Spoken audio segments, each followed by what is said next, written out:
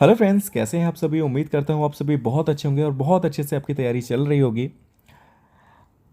CDP की जो classes चल रही थी लगभग कोर्स कंप्लीट हो चुका है। छोटे मोटे एक दो टॉपिक रह गए हैं जैसे निर्देशन परामर्श, उन्हें मैं जल्दी करा दूंगा।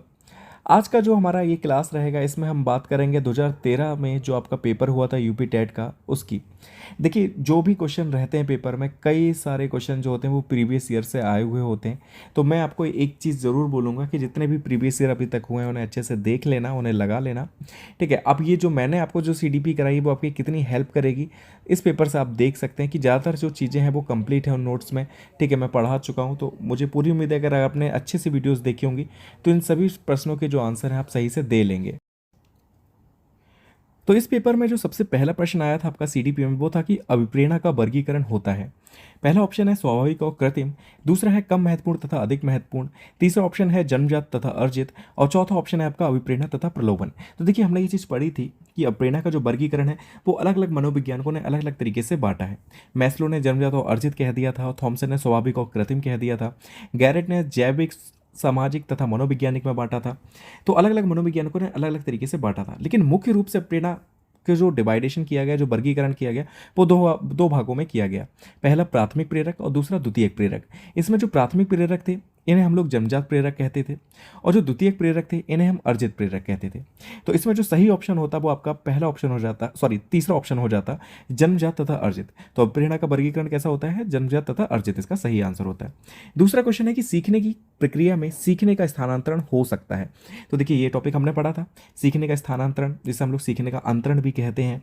हमने इसमें पढ़ा था कि सीखने का जो स्थानांतरण है वो सकारात्मक भी हो सकता है, नकारात्मक भी हो सकता है और शून्य भी हो सकता है। यानी कि अगर हमने एक चीज़ सीखी है तो हो सकता है दूसरी चीज़ सीखने में वो मुझे हेल्प करे, तो वहाँ पे सकारात्मक हो जाता। एक चीज़ हमने सीखी और दूसरी चीज़ सीखने में उससे दिक्कत हो, जैसे हिंदी की टाइपिंग सीख रखी है, इंग्लिश में दिक्कत हो रही है, तो इसका मतलब वहाँ पे नकारात्मक स्थानांतरण हो जाएगा।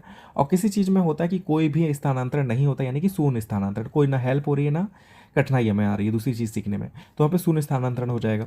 तो यहाँ पे तीन ऑप्शन ठीक है, तो उपरोक्त सभी इसका सही आंसर हो जाएगा। नेक्स्ट क्वेश्चन है कि निम्नलिखित में से कौन सा मत अंतर्दृष्टि द्वारा सीखने की व्याख्या करता है। तो ये भी चीज़ हमने पढ़ी थी जब हम कोहलर का सूच सिद्धांत पढ़ रहे थे, तो हमने जाना था कि उसे अंतर्दृष्टि का सिद्धांत भी कहते हैं। ठीक है, और अंतर्दृष्टि का जो सिद्धांत है वो किस पर आधारित है, तो गेस्टोल्टवादी जो सिद्धांत है उस पर आधारित है। तो यहाँ पे फोर्थ ऑप्शन जो है बिल्कुल ठीक हो जाएगा।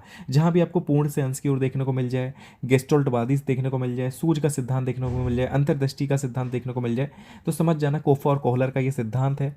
और ये सारे गेस्टोल्टवादी इन्हें कहा जाता था। ठीक है, इन्हें क्या कहा जाता था, तो गेस्टोल्टवादी कहा जाता था। तो ये याद रखना कि जहाँ भी अंतर्दृष्टि या सूझ दिख जाए तो समझो गेस्टोल्टवादी का होगा। फोर्थ क्वेश्चन है कि किस मनोवैज्ञानिक ने सीखने की सामग्री के रूप में निरर्थक शब्दों का प्रयोग किया। तो देखिए, कौन से ऐसे मनोवैज्ञानिक थे इन्होंने सीखने की सामग्री के रूप में निरर्थक जो शब्द थे उनका प्रयोग किया था। तो एक मनोवैज्ञानिक थे जिनका नाम था एबिंगहॉस। तो एबिंगहॉस जो थे मनोवैज्ञानिक, इन्होंने सीखने की सामग्री के रूप में निरर्थक शब्दों का प्रयोग किया। तो यहाँ पे आपको एक प्रश्न मिल गया जो आपको नोट्स में नहीं मिला होगा। ठीक है, तो इसे भी हम नोट कर लेंगे। नेक्स्ट क्वेश्चन है आपका कि सीखने के नियम दिए थे। तो ये हम जानते हैं कि सीखने के नियम किसने दिए थे, तो सीखने के जो नियम थे वो थॉर्नडाइक ने दिए थे। सीखने के मुख्य नियम दिए थे 3 और सीखने के गौण नियम दिए थे 5। ठीक है, तो सीखने के नियम किसने दिए थे, थॉर्नडाइक ने दिए थे। नेक्स्ट क्वेश्चन है कि सीखना है व्यवहार में परिवर्तन, अनुभव तथा अभ्यास का परिणाम, व्यवहार में अपेक्षाकृत स्थायी परिवर्तन या उपरोक्त सभी। तो देखिए, वैसे तो क्या है, सीखना व्यवहार में परिवर्तन है, लेकिन अनुभव तथा अभ्यास का परिणाम भी है, ये व्यवहार में अपेक्षाकृत स्थायी परिवर्तन भी है, तो उपयोग सभी इसका सही आंसर हो जाएगा। नेक्स्ट क्वेश्चन है आपका कि शारीरिक वृद्धि और विकास को कहते हैं, शारीरिक वृद्धि और विकास को हम क्या कहते हैं। तो शारीरिक वृद्धि हो और विकास दोनों हो तो इसे हम लोग अभिवृद्धि कहते हैं। तो यहाँ पे सेकंड ऑप्शन ठीक हो जाएगा, शारीरिक वृद्धि और विकास को हम लोग अभिवृद्धि कहते हैं। नेक्स्ट क्वेश्चन है कि चिंतन संज्ञानात्मक पक्ष में एक मानसिक क्रिया, ये किसने कहा था। तो ये मैंने आपको डेफिनेशन दिखाई थी, मैंने बताया था ये जो कथन था वो रॉस का था। ये चिंतन संज्ञानात्मक पक्ष में एक मानसिक क्रिया है। ठीक है, तो ये भी चीज़ हमने दी थी, ये हमारी नोट्स में आपको मिल जाएगी। नेक्स्ट क्वेश्चन देख लेते हैं, बाल मनोविज्ञान के आधार पर कौन सा कथन सर्वोत्तम है। तो बाल मनोविज्ञान की बात हो रही है कि सारे बच्चे एक जैसे होते हैं, कुछ बच्चे एक जैसे होते हैं, कुछ बच्चे विशिष्ट होते हैं, प्रत्येक बच्चा विशिष्ट होता है। तो देखिए, बाल मनोविज्ञान ये कहता है कि कोई भी बच्चा हो वो विशिष्ट होगा, यानी कि प्रत्येक बच्चा विशिष्ट होता है, ये बाल मनोविज्ञान मानता है। उसमें कोई ना कोई खास गुण होता है, ये बाल मनोविज्ञान मानता है। तो यहाँ पे फोर्थ ऑप्शन ठीक हो जाएगा। नेक्स्ट क्वेश्चन है कि बाल मनोविज्ञान का केंद्र बिंदु है। तो बाल मनोविज्ञान का केंद्र बिंदु क्या होगा, नाम से ही क्लियर हो जाता है कि बालक ही केंद्र बिंदु रहेगा, यानी कि सेकंड ऑप्शन बिल्कुल ठीक हो जाएगा। नेक्स्ट क्वेश्चन है कि अच्छी स्मृति की विशेषताएं हैं। तो देखिए, स्मृति के बारे में अभी हमने जाना था, और अच्छी स्मृति की पहचान क्या होती है, विशेषता क्या होती है, तो शीघ्र पहचान जो है वो अच्छी स्मृति की विशेषताएं होती हैं। लेकिन यहाँ पर पुनः स्मरण भी अच्छी स्मृति की विशेषता है। अच्छी धारणा करना कि आप बहुत अच्छे से धारण कर लेते हैं किसी चीज़ को, तो ये भी एक अच्छी स्मृति की विशेषता है। तो यहाँ पे उपयुक्त सभी सही आंसर हो जाएगा। ठीक है, अगर उपयुक्त सभी नहीं लिखा होता तो शीघ्र पहचान इसका सही आंसर हो जाता। नेक्स्ट क्वेश्चन है कि संवेग शब्द का शाब्दिक अर्थ है। तो ये भी हमने जाना था कि संवेग शब्द का शाब्दिक अर्थ क्या है, क्रोध या भय, स्नेह तथा प्रेम, उत्तेजना या भावों में उथल पुथल, या इनमें से कोई नहीं। तो देखिए संवेग का सीधा मतलब होता है उत्तेजना से। संवेग का मतलब क्या है, उत्तेजना। तो उत्तेजना या भावों में जो उथल पुथल होती है उसी को हम लोग संवेग कहते हैं। तो यहाँ पे तीसरा ऑप्शन बिल्कुल ठीक हो जाएगा। नेक्स्ट क्वेश्चन है कि कौशल सीखने की पहली अवस्था है। तो कौशल सीखने की कोई भी स्किल्स आप सीखते हैं तो आप क्या करते हैं, किसी भी व्यक्ति से आप कोई स्किल सीख रहे हैं तो उसका अनुकरण करेंगे कि वो कैसे कैसे चीज़ें कर रहा है, वैसे वैसे हम करने की कोशिश करते हैं। तो इसका सही आंसर हो जाएगा आपका फोर्थ ऑप्शन, अनुकरण। ठीक है, कि बच्चा सबसे पहले कैसे सीखता है, अपने टीचर्स का अनुकरण करता है, अपने मम्मी पापा का अनुकरण करता है, तब जाके चीज़ों को वो सीखता है। तो फोर्थ ऑप्शन ठीक है। नेक्स्ट क्वेश्चन है कि मानसिक आयु के प्रत्यय का सर्वप्रथम प्रयोग किसने किया था। तो मानसिक आयु के प्रत्यय की बात हो रही थी, ये भी आपको मिलेगा हमारे नोट्स में। ठीक है, मानसिक आयु जब हम बुद्धि चैप्टर पढ़ रहे थे तो हमने इसकी बात की थी कि मानसिक आयु के जो प्रत्यय है इसका सर्वप्रथम प्रयोग किया था आपका बिने साइमन ने, यानी कि फोर्थ ऑप्शन यहाँ पे बिल्कुल ठीक हो जाएगा। तो अल्फ्रेड बिने जो थे इन्होंने सबसे पहले मानसिक आयु के विचार को दिया था। ठीक है, तो खाली बिने का नाम इसमें नहीं लिखा, तो बिने साइमन इसका सही आंसर हो जाएगा। नेक्स्ट क्वेश्चन है आपका कि शैशवावस्था के लिए उत्तम शिक्षण विधि है। तो शैशवावस्था की बात हो रही है। शैशवावस्था में जो होते हैं बच्चे खेल के माध्यम से ज़्यादातर चीज़ों को सीखते हैं। तो खेल के माध्यम से जो विधियां हैं वो मॉन्टेसरी विधि भी आ जाती है, आपकी खेल विधि भी आ जाती है, आपकी किंडरगार्टन विधि भी आ जाती है, यानी कि उपयोग सभी इसका सही आंसर हो जाएगा। फिर नेक्स्ट क्वेश्चन है कि बाल विकास में प्रक्रिया पर बल है, वातावरण और अनुभव की भूमिका पर बल है, गर्भावस्था से किशोरावस्था तक का अध्ययन होता है, या उपयुक्त सभी। तो देखिए बाल विकास में प्रक्रिया पर भी बल दिया जाता है, वातावरण तथा अनुभव की क्या भूमिका रहती है हम उसे भी देखते हैं, गर्भावस्था से किशोरावस्था तक का अध्ययन किया जाता है, तो सभी इसका सही आंसर हो जाएगा। तो फोर्थ ऑप्शन ठीक है कि उपयुक्त सभी इसमें से सही है। नेक्स्ट क्वेश्चन है कि विकास का अध्ययन क्षेत्र है, यानी कि बाल विकास लिखा हुआ है यहाँ पे, तो बाल विकास का अध्ययन क्षेत्र है। पहला ऑप्शन है कि बाल विकास की विभिन्न अवस्थाओं का अध्ययन, दूसरा है कि वातावरण पर बाल विकास पर पड़ने वाले प्रभावों का अध्ययन, तीसरा है व्यक्तिगत भिन्नताओं का अध्ययन, उपयुक्त सभी। तो उपयुक्त सभी इसका सही आंसर हो जाएगा, क्योंकि बाल विकास में हम क्या करते हैं जो विभिन्न अवस्था है जैसे शैशवावस्था, बाल्यावस्था, किशोरावस्था, उन सभी का अध्ययन हम करते हैं कि क्या फर्क पड़ता है, क्या प्रभाव डालते हैं बाल विकास पे वो। फिर जो प्रभाव है उनका भी हम अध्ययन कर लेते हैं कि वातावरण कैसे प्रभाव डाल रहा है। फिर हम देखते हैं कि व्यक्तिगत भिन्नताएं अलग अलग होती हैं हर बच्चे की, तो वो कैसे अध्ययन में हेल्प करती हैं, नुकसान पहुंचाती है सारी चीज़ें। तो ये सारी चीज़ें जो है वो बाल विकास के अध्ययन क्षेत्र में आ जाती हैं। तो उपयुक्त सभी इसका सही आंसर हो जाएगा। फिर नेक्स्ट क्वेश्चन है कि सर्वाधिक उपयुक्त जीवित, यानी कि सर्वाइवल ऑफ द फिटेस्ट रहता है, ये किसका सिद्धांत है। तो ये डार्विन का सिद्धांत था, ये हमने पढ़ा था उसमें जब हम आनुवांशिकता के बारे में पढ़ रहे थे, तो उसमें भी हमने ये जाना था। मटर के ऊपर जो प्रयोग किया गया था वो भी हमने देखा था।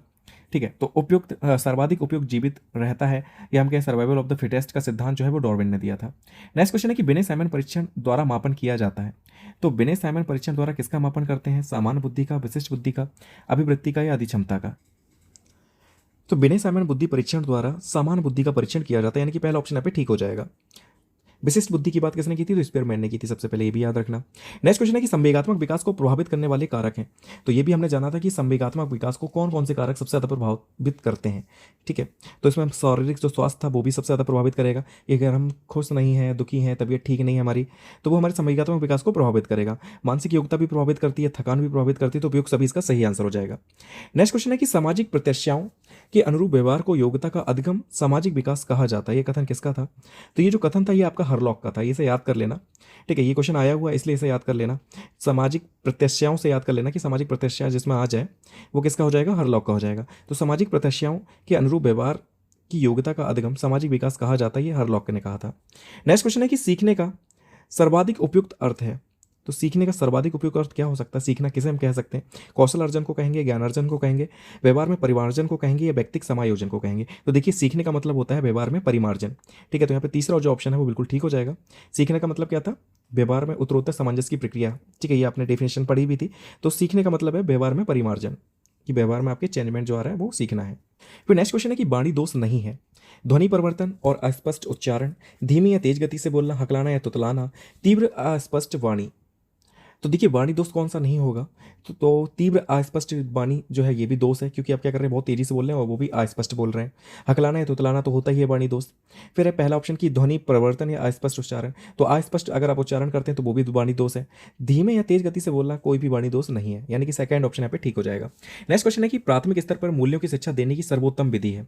तो प्राथमिक स्तर पर आप कैसे मूल्यों की शिक्षा देंगे, तो सबसे अच्छा ये रहता है कि अध्यापक जो होते हैं वो अपने व्यवहार में क्या करें, उन मूल्यों को धारण करें। ठीक है, वो मूल्यों को धारण अनुकरण करेंगे तो बच्चा उन्हें देखकर ही सीखता है, उनका अनुकरण करता है, ठीक है, तो बच्चा मूल्यों को सीख जाएगा। तो यहाँ पे तीसरा जो ऑप्शन होगा वो बिल्कुल ठीक होगा। फिर नेक्स्ट क्वेश्चन है आपको कि मूल्यों के वर्गीकरण में सम्मिलित नहीं है। तो मूल्यों के वर्गीकरण में क्या सम्मिलित नहीं है? आध्यात्मिक मूल्य, ये तो सम्मिलित है। फिर तीसरा ऑप्शन नैतिक मूल्य, ये भी सम्मिलित है। सांस्कृतिक मूल्य, ये भी सम्मिलित है। कौन सा सम्मिलित नहीं है? तो येन केन प्रकारेण धनार्जन का मूल्य, यानी कि धन कमाने का जो मूल्य है वो शामिल नहीं है, बाकी तीनों जो है वो शामिल है। तो सेकंड ऑप्शन ठीक हो जाएगा। नेक्स्ट क्वेश्चन है कि व्यक्तित्व के संगठन का स्वरूप है। तो यहाँ पे व्यक्तित्व की बात हो रही है, तो व्यक्तित्व के संगठन के स्वरूप जो है वो कैसा है? तो वो मनोवैज्ञानिक तथा शारीरिक है, ठीक है। ये ऑलपोर्ट ने कहा था, बाकी जो ऑप्शन है वो सारे गलत है। सामाजिक आर्थिक नहीं है, सामाजिक राजनीतिक नहीं है, मनोवैज्ञानिक आध्यात्मिक नहीं है। तो सही आंसर है इसका मनोवैज्ञानिक और शारीरिक, ठीक है। ये ऑलपोर्ट ने बांटा था। तो व्यक्तित्व के संगठन का स्वरूप हो जाएगा मनोवैज्ञानिक शारीरिक। नेक्स्ट क्वेश्चन है कि आत्म केंद्रित व्यक्ति होता है। तो व्यक्तित्व का जब हम डिवाइडेशन वो देख रहे थे, वर्गीकरण, तो उसमें हमने पढ़ा था अंतर्मुखी, बहिर्मुखी, उभयमुखी, ठीक है। तो आत्म केंद्रित व्यक्ति इनमें से कौन सा होता है? तो जो अंतर्मुखी व्यक्ति होता है वो आत्म केंद्रित होता है, खुद से मतलब रखता है, दूसरों से बहुत कम मतलब रखता है। तो पहला ऑप्शन यहाँ पे ठीक हो जाएगा। नेक्स्ट क्वेश्चन है कि अपने ऊर्जा बल लिबिडो को बाहर की ओर अभिव्यक्त करने वाले व्यक्ति का प्रकार होता है, यानी कि अपने ऊर्जा बल को बाहर की ओर अभिव्यक्त जो करता है व्यक्ति, वो उसका व्यक्तित्व कैसा होता है? ज्ञानात्मक व्यक्तित्व, कलात्मक व्यक्तित्व, बहिर्मुखी व्यक्तित्व या धार्मिक व्यक्तित्व? तो इसका सही आंसर हो जाएगा बहिर्मुखी व्यक्तित्व, यानी कि जो बहिर्मुखी व्यक्ति होगा वो, आपको पता कि नेता वेता वाले जो लोग होते हैं उनमें यही गुण होते हैं बहिर्मुखी वाले, सबसे बोलचाल रखना, हंसमुख व्यवहार, सबसे बातचीत, कुछ भी बोल लेना, ये सारी चीज़ें। तो उनका जो ऊर्जा बल होता है वो बाहर की ओर होता है, ठीक है। तो ये बहिर्मुखी व्यक्तित्व वाले व्यक्ति होते हैं। तो यहाँ पर जो थर्ड ऑप्शन है बिल्कुल ठीक हो जाएगा। फिर नेक्स्ट क्वेश्चन जो है आपका, ये पेडागॉजी से आ गया कि कक्षा 4 का एक बच्चा सदैव चिंतित और कुंठित रहता है, तो आप क्या करेंगे? उसके अभिभावक से उसकी शिकायत करेंगे? तो देखिए, नेगेटिव ऑप्शन वाले कभी भी अगर पेडागॉजी में आपको देखने को मिलते हैं तो उस ऑप्शन को एकदम हटा देना, वो आंसर कभी हो ही नहीं सकता, ठीक है। तो आपको शिकायत तो करनी नहीं है, बच्चे को पीटना भी नहीं है, ठीक है। दूसरा कि मनोचिकित्सक के पास ले जाएंगे, तो ये भी नहीं करना है, पहले खुद देखेंगे कि पहले ही डॉक्टर के पास ले जाएंगे, तो ये तो नहीं कर सकते आप। फिर तीसरा ऑप्शन है कि स्वयं परामर्शदाता की भूमिका का निर्वाह करेंगे। और फोर्थ ऑप्शन है कि उसे उसके भाग्य पे छोड़ देंगे। तो ऐसा तो नहीं करना कि बच्चे आपके भरोसे बैठे हैं, आप उसे भाग्य पे छोड़ दें, तो ऐसा तो नहीं करेंगे ना। तो थर्ड ऑप्शन बिल्कुल ठीक हो जाएगा कि आप क्या करेंगे? स्वयं परामर्शदाता की भूमिका का निर्वाह करेंगे, ठीक है। उसे परामर्श देंगे, उसकी जो बातें हैं उसे जानने की कोशिश करेंगे कि क्यों वो चिंतित रहता है, क्या टेंशन है उसे, सब कुछ बात करेंगे उससे, है ना, बैठा के। लास्ट क्वेश्चन है इसमें कि भाषा विकास का सिद्धांत नहीं है। तो भाषा विकास का कौन सा सिद्धांत नहीं है? अनुबंधन का सिद्धांत, अनुकरण का सिद्धांत, अतिरिक्त शक्ति का सिद्धांत या परिपक्वता का सिद्धांत? तो यहाँ पे जो थर्ड ऑप्शन है आपका अतिरिक्त शक्ति का सिद्धांत, यही नहीं है। बाकी अनुबंधन का सिद्धांत, अनुकरण का सिद्धांत, परिपक्वता का सिद्धांत, ये तीनों ही भाषा विकास के सिद्धांत हैं, ठीक है। तो यहाँ पे थर्ड ऑप्शन जो है बिल्कुल ठीक हो जाएगा। तो आपने देखा कि ये जो पेपर था काफ़ी आसान था जो आया हुआ था, और ज़्यादातर जितने भी क्वेश्चन थे आपको जो भी पढ़ाया गया है, ठीक है, CDP की क्लासेस में, उन्हीं में से आपको देखने को मिल गया होगा। कई चैनल्स में क्या होता है कि वो लोग क्वेश्चन लाते हैं। अब देखिए, साइकोलॉजी सिर्फ सब्जेक्ट यूपी टेट में ही नहीं है, वो और भी सब्जेक्ट में है। जैसे BA वगैरह कर रहे होंगे तो वहाँ पे भी साइकोलॉजी सब्जेक्ट रहेगा, MA कर रहे होंगे तो वहाँ पे भी साइकोलॉजी सब्जेक्ट रहेगा। तो साइकोलॉजी सब्जेक्ट बहुत बड़ा है, तो उससे कई क्वेश्चन बनते हैं। लेकिन आपके सिलेबस में कितने क्वेश्चन है वो इंपॉर्टेंट है, ठीक है। क्या क्या सिलेबस में है, तो इतने टफ क्वेश्चन नहीं बनते, आसान ही बनते हैं। तो बस पेडागॉजी आप एक बार समझ जाएं, ठीक है। और ये जो टॉपिक मैंने आपको पढ़ाए हैं वो अच्छे से देख लें, तो इतने में आराम से आप 30 में 26+ नंबर ला सकते हैं, ठीक है। तो इन्हें अच्छे से देख लेना। मिलते हैं फिर नेक्स्ट वीडियो में नेक्स्ट पेपर के साथ। Thank you so much for watching this video.